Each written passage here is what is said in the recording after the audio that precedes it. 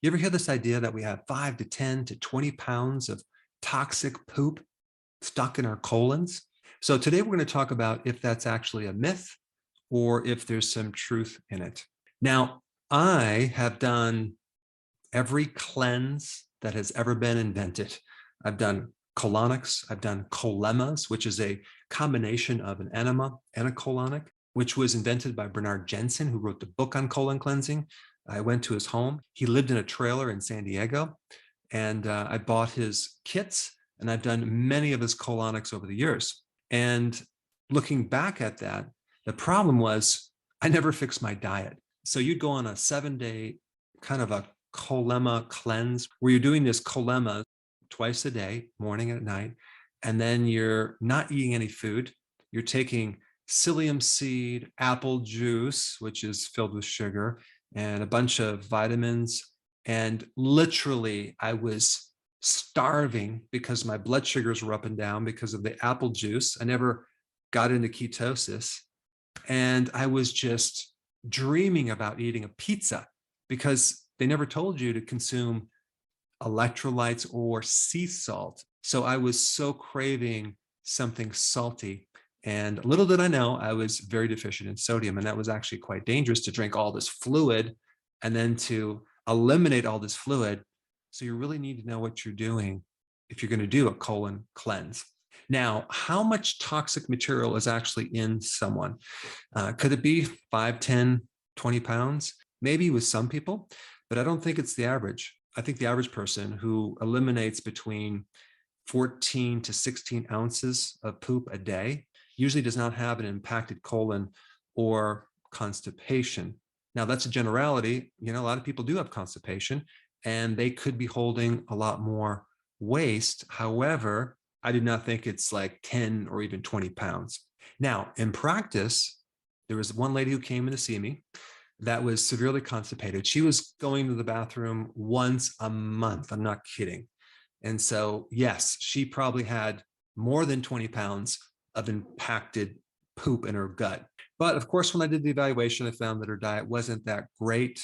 And after I got done explaining what to eat, she left and I never saw her again. But when she checked out at my front desk, I went to lunch and I went outside and I saw her car there. And I walked by her car and I happened to notice in the back seat, it was filled with empty wrappers of Burger King, McDonald's, KFC.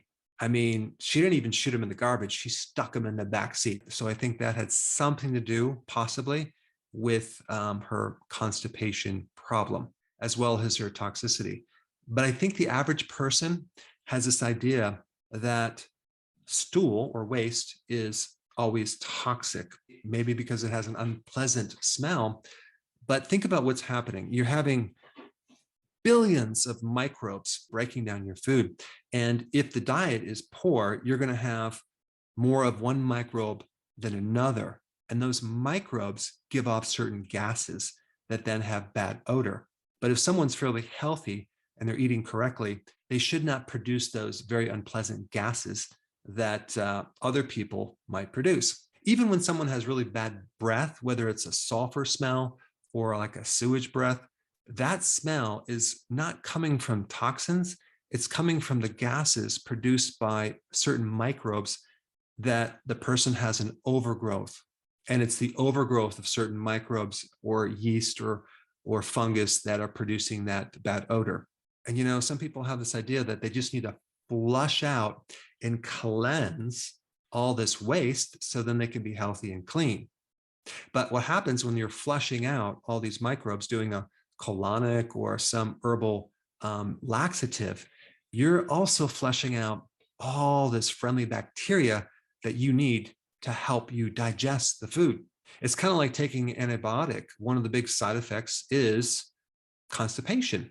We depend on these microbes to help us, especially with the consistency of our stool, as well as the frequency as well. Just like if you're going to build a garden and you're going to make a compost pile, that material in the compost cannot break down unless you have like manure, like animal waste, which has all the microbes. If the microbes are not in that material, it will just sit there. It will not break down. It won't decay. So we really need these microbes mostly in the large intestine to help us break down things. So in the digestive system, we have a lot of things that help us break food down. We have the stomach acids. We have the enzymes that are produced by our stomach and our pancreas and by our small intestine that act on the food in the small intestine. We have help from the liver and the gallbladder producing the bile that helps us break down fat. So all these things contribute to helping breaking down food and then having it end up as waste. But you have to realize that that waste product is alive. It's alive with over 100 billion microbes just in 1 gram and 100 million viruses per gram. And when you're sick, the viral loads can go up to 1 trillion per gram. But these viruses I'm talking about are friendly viruses that keep the bacteria in check. They don't affect our body. They kill bacteria to prevent the overgrowth of bacteria. So you have this interesting balancing mechanism. The point is that we need these microbes desperately in the absorption of food and for our immune system and for many other reasons like making vitamins. But most of the microbes are in the large intestine. And as things work, you have this very long tube from your stomach all the way down to the rectum that is acting on this food when you eat. And normally at any given time, you should have about like 1 pound of material going through your system. Because think about what's happening. This food is constantly breaking down and being absorbed, okay? Because a lot of food has water in it, for example, like even steak is over 50% water. And the body is reabsorbing all this material through the small intestine. So 90% of the digestion occurs in the small intestine. So it's like sucking out nutrition, amino acids, fatty acids, vitamins, minerals, carbohydrates. It's sucking it out through the layer of your small intestine and even a large intestine too. And it's going right into your lymphatic system and your circulatory system. So just because you consume 1 pound of food, it doesn't end up as 1 pound of waste. And then when the undigested particles end up in the large intestine, the microbes act on those and turn those into a certain type of fat, small chain fatty acids that give you energy, that feed your colon, that help your blood sugars. So you have this incredibly dynamic activity that's happening with this wave or pumping action. It's called peristalsis, that's supposed to push the material through this digestive system and have each part do a different thing. Certain parts of your small intestine, for example, will start to absorb trace minerals, for example. Certain parts of the digestive system also help reabsorb bile salts, which, by the way, give the stool its color brown. If you don't have enough bile salts, your stool becomes lighter or pale or gray colored or even tan. Also, if there's not enough bile, things become more constipated. If there's too much bile, things become looser. You get diarrhea. So all of these different factors can act on the material that's going through your system. Having diverse types of fibers, like different types of vegetables, can help increase the different microbes. If you're always eating one vegetable only, your microbes are not going to be as diversified. And so if someone's constipated, they really need to look at microbes like probiotics as well as fiber. But I'm not talking about metamucil or psyllium husk. I'm talking about actual food fiber from vegetables. And when I'm talking about a probiotic, you can do probiotics in foods like sauerkraut, for example, has a lot of good bacteria, other fermented vegetables, other fermented dairy like kefir, or you can buy a good probiotic. Now, to be totally transparent, I do sell a high quality probiotic, but you can find a probiotic anywhere. Just make sure it's high quality and it survives the stomach.